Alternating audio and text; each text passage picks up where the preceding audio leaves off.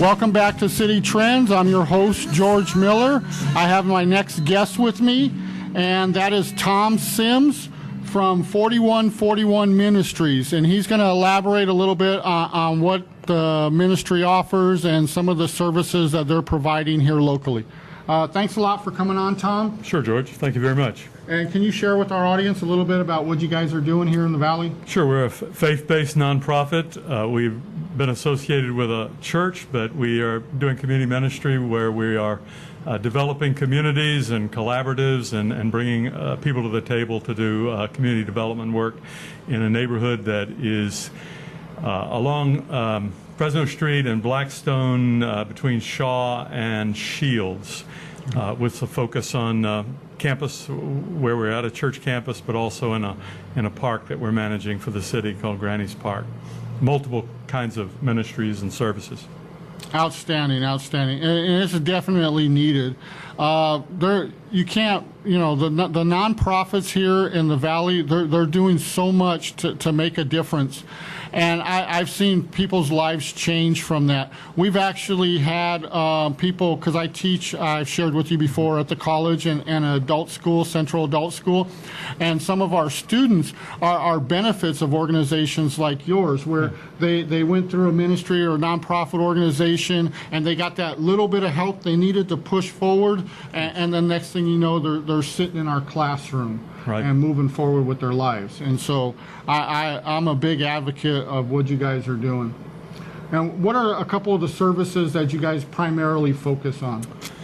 Well, we have a thrift shop that is designed to provide jobs for some of our neighbors. It's a kind of a boutique, and associated with that is a third place, taken from the idea of, like Starbucks is a third place, is a place where you can gather and be community. We operate for Parks and Recreation for the city a program at Granny's Park. There's a building there that used to be a science center, and we're ramping up to provide services in there, an after-school program. We did a summer program for children. We're developing a neighborhood chaplaincy program. We have a program where we provide microloans to people who are starting small businesses and help them develop business plans. And we're developing a conference area where we can host community groups and conferences on the campus that are and bring people to the table. We're that kind of thing. Yeah, when I was studying in business school, I studied the micro loans, and that's had the biggest impact on several countries as far as changing the economic infrastructure of those countries. And one of the reasons why is it's not a handout, it's a hand up. Yes. And a lot of times people do a lot better with that. They don't become dependent on the government or the nonprofit organization. What they're doing is they're getting that brief little start, and sometimes even after that, the people are helping shepherd them through the business process, and then they get up and running, and then they become self-sufficient. Right. And so I'm a big advocate of those programs, because that's changed the lives of many people in several countries. Right. Yeah, we're very proud of a young woman named Donna who started a business. She was working for us, and she was handling our online sales for our store. And then we wanted to help launch her in her own business, and so she started one called Donnas Treasures, and she is buying and selling online vintage items, things that attract her attention, and doing quite well. And she was our first recipient of a microloan in order to do that. Yeah, that stuff is great, and I wish we could see more of that instead of just giving somebody something to sustain them for the next week or month. Give them a skill set that sustains them for the rest of their life. And you, being a minister, you know the saying: if you give someone a fish, right, you feed them for a day, and if you teach them how to fish, you feed them for a lifetime. And we also want to help them get access to the pond. Yes, that's great. I like that. A lot of addition. fences around the ponds. Yeah, that's a great addition to that, and that's a great point. And one of the other things that I noticed is you also wrote a book, Confidence Factor. Is that correct? Confidence Factor. Yes. Could you elaborate a little bit on what that entails? Well, it is part of it's a commentary on the book of Philippians in the Bible in the New Testament, and the key verses. I'm confident of this very thing, that he who began a good work in you will perform it till the day of Christ Jesus, and I can do all things through Christ who strengthens me. And I've mixed the biblical teachings with some of the business principles that encourage entrepreneurship, and so it's a book of encouragement for people to develop in the area of confidence in their lives, with and faith.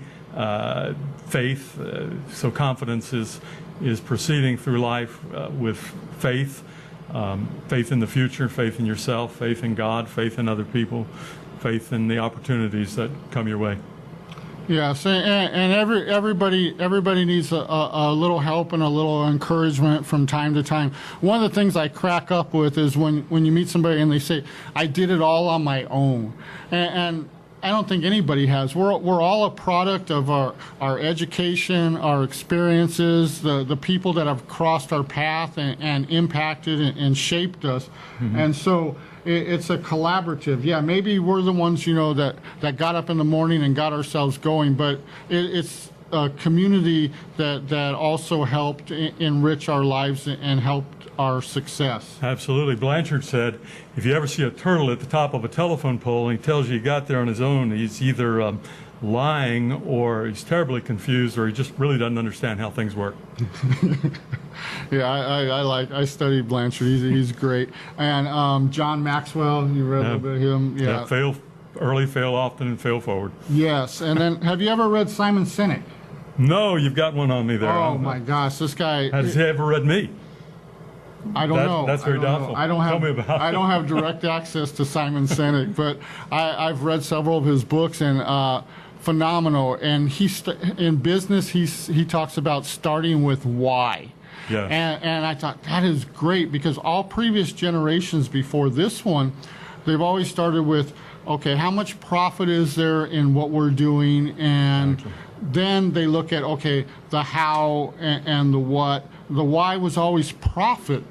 And a lot of times they didn't look at what's the environmental impact, what's the long-term ramifications of our decisions. It was profit-driven. But the young people coming up today, and a lot of the people starting these entrepreneur businesses, they're starting with why. And Simon Sinek captured that in his book. And what they're doing is they're looking at how is this going to impact our community? What kind of difference is this going to make socially, globally? And then the profit, we all have to make a profit. I mean, that's a given if you have a business, and I own a business myself. But that's not the driving force behind what they do. The driving force is their passion. And it's funny because you look at some of the people that are successful today, previously on Wall Street, that you see them in there and they're in a $2,000 suit for their IPO, their initial public offer. And you look at the kids starting their businesses today, and they're on Wall Street, and you see them, and they're in there with tennis shoes and a T-shirt, and they look like a deer in the headlights because they don't know how they got there. How in the heck did our company get here? But the reason why they got there is because they started with why. Why are we going to do it? And then it caught fire. Yes. And I think the millennials are leading the way. Some of the people that I admire most in the world today are of that generation that are purpose-driven. They're passion-driven. They want to change the world. If it doesn't make a difference, then there is no why. And I like to say a way without a why is, well, it's an incomplete word. Whoa. And you're just going around life, whoa. So. No, that's a good one. It's funny because I was working at one of the colleges, and one of the things that was embedded in the grant was to get 70% of our students placed in jobs. And so, and my whole class was millennials. And so I went out to some of the corporations, and they were like, well, we don't know if we want the youngsters. And I was like, why don't you want the youngsters? And one of the CEOs, they really captured it. And I'm in there and I'm talking to her, and she says, here's the thing. Previous generations, if they're supposed to be to work at 8 o'clock, they're in the break room at 7:30 drinking coffee, waiting to clock in. With these kids, if they're pulling in the parking lot at 8 o'clock, they think they're on time. And so that was a good point, and it was a valid point. And she had several reasons why she wasn't excited about the Millennials. And I went back and I talked to my director, and I said, look, we're hitting some roadblocks and some hiccups with these youngsters. And he goes, you got to get them all placed. You need to figure out how to get them placed. So I went and I studied the Millennials. It was like a 6-month reading and researching and interviewing different business owners. And that was only half the story. It's only half. Okay, the other half is they got a lot of pluses that previous generations didn't have. And once I understood that, it was easy to get them placed. One example is the Millennials are the most social generation that has ever existed in history. So how does that benefit a company? Well, go ahead, I'll let you elaborate. No, you tell me.